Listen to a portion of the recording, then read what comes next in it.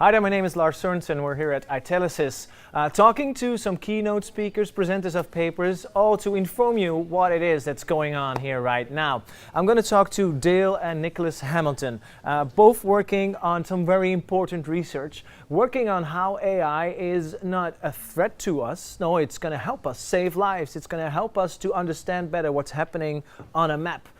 Sometimes taken from drone imagery that's really low resolution, but we can still learn from that. Like where fires are or archaeology wise, right? Exactly. This is pretty much what we can learn. Exactly. Those are the two of the areas that we're working at at Northwest Nazarene University, is using the very, very high spatial resolution imagery that we can get with drones and being able to look in there and say, so what knowledge can we extract? Either where did the fire burn, how severe did it burn, or in the case of archaeology, where are archaeological artifacts that we may not know about, but we can see because we have a drone flying at a maximum of 120 meters. Okay, so because I read that also you're working with low resolution. Low resolution. So the paper that we're presenting here hard. actually was doing a comparison of what can we do, how accurate can we map fire, the effects of fire after it's out.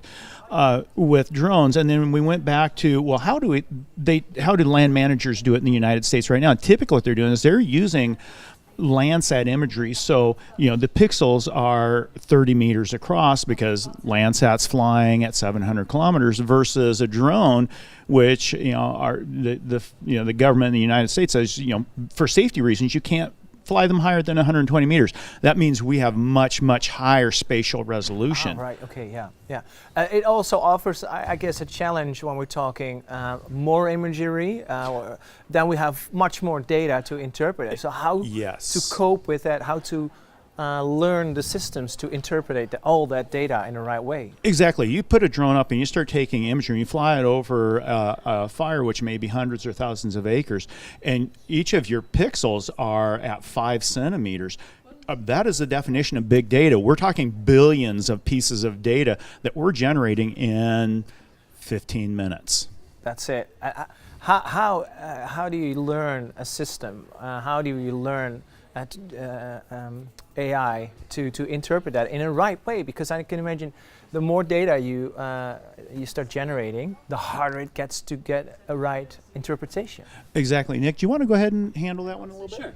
Sure. So the algorithm that we have used to classify the imagery is support vector machine, SVM, and that basically just allows us to go in and basically just tell what's happening in the image, and then we can take a step back and just make the decision. All right. So, but then the smart systems that you're using, that's gonna be, it's about the combination. Yeah. Exactly. So over fires that we've already gone through and trained it on, be able to then go in with new fires as they come out, and the managers are wanting to say, where did the fire burn, how severe did it burn? That has management implications to be able to come in and very quickly be able to tell in these new images where it burned, and be able to give that results back to the managers, that actionable knowledge in a very quick turnaround. Now this is a field of research and a topic that I find it very rewardable. If we're learning from these fires, is it fair to say that we can learn from it and make other decisions in the future? Is it used for that approach? Oh yeah, with fire we're able to affect the information, the data that the managers have, so that they can make better management decisions of what are we going to do to remediate the adverse effects of that fire on the ecosystem. Yeah.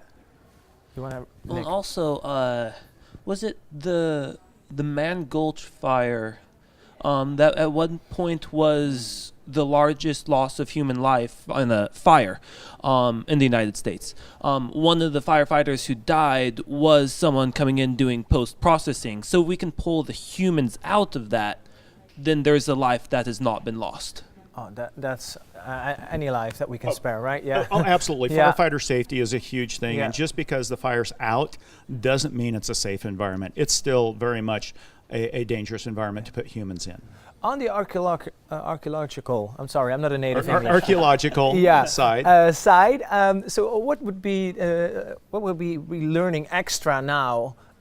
Because I've heard that a lot of the finds now they came out because someone took a picture out of a plane and say, hey, I'm seeing this difference in the land. If we get closer, maybe you're missing the overview. Well, yes and no. The thing is, we're flying the drones over, well, the Boise National Forest, the Boise Basin. There's gold strikes in the 1860s. So to be able to go back and fly, we're at, 2,500 acres this summer that we've flown. What we've been able to do with that is to be able to develop analytics to go and look at and say, so where exactly is there mining activity that happened?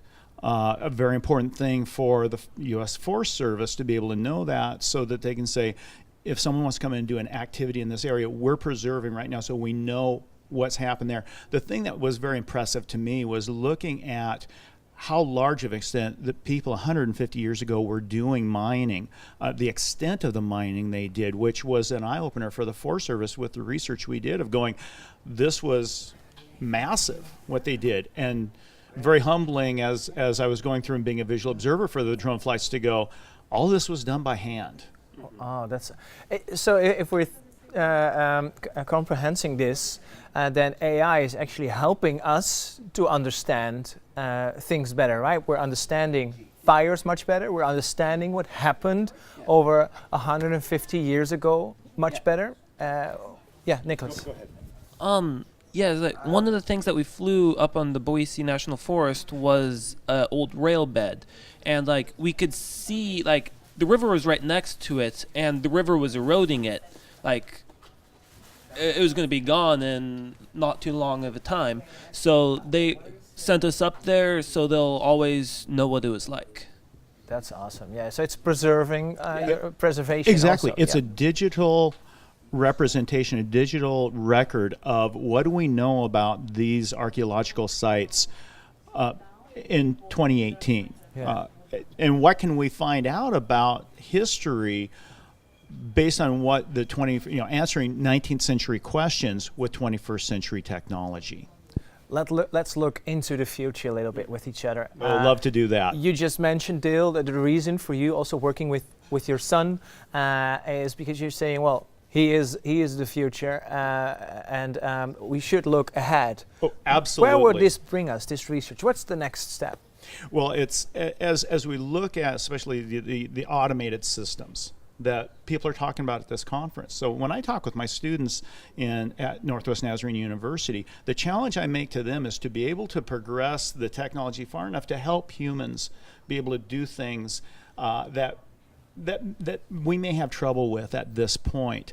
An example I use is I challenge my students of within the next, 25 years, I would love for automated vehicles to progress to the point, he knows exactly where this is going, where when I'm in my late 70s and he comes to me and says, Dad, I'm a little concerned about your ability to drive. And I go, dude, I haven't been driving for 5 years since I got the last car. To have automated cars as I get into elderly and dealing with what I'm dealing with my own parents now, to be able to have automation help with the elderly, obviously that's a huge thing. Yeah. If I tell them I don't drive the car, it doesn't even have a steering wheel anymore. I just tell it I want to go to your house so I can play with my grandkids, which don't have any yet, but someday I hope we will. We're talking in the future. We're talking in the future. We're talking in the future. But to go, it's safer for me to be able to tell the car where I want it to go, than possibly even at that point for him to be driving manually. So, if we're talking futures, this is also the direction, Nicholas, you're thinking in? Yeah. Also, kind of a change of, the focus of it is we're also doing a little bit of stuff in prostate cancer, and we're talking to the doctor we're working with, Dr. Kronz, and he said he would love it if he does the scan, then he can send it to our AI, and just it looks over it, and just like as a double check, to yeah. know that, like, hey, here's this spot right here. You should go back and look right there. Just be careful. Yeah. In that case, the Dale. AI is a second set of eyes. He's real excited about that and the work that my colleague Barry Myers at NNU is doing in this arena. Using exactly the same software that I'm using for archaeology and wildland fire, he's using it for prostate cancer detection. Obviously an area that I'm interested in because both my father and my brother had prostate cancer. So very interested in that research that Barry and Dr. Kranz are doing. I'm glad that we could emphasize in this interview how AI is enabling us, and instead of being the threat that people also sometimes fear it to be. AI is just a tool. It's like any other tool. Yeah. It's what we do with it that determines whether it's for good or for bad. Nicholas Hamilton and Dale Hamilton from NNU. I want to thank you so much for being with us in this obviously short interview. We could have talked for hours, and if you want to know more about their research, please feel free to check our site or to check the website at NNU. We'll be here at iTelisys making a lot more interviews. We'll make them available all for you to see on YouTube. And obviously we would love to meet you at one of our conferences in person as well. Hopefully we see you then.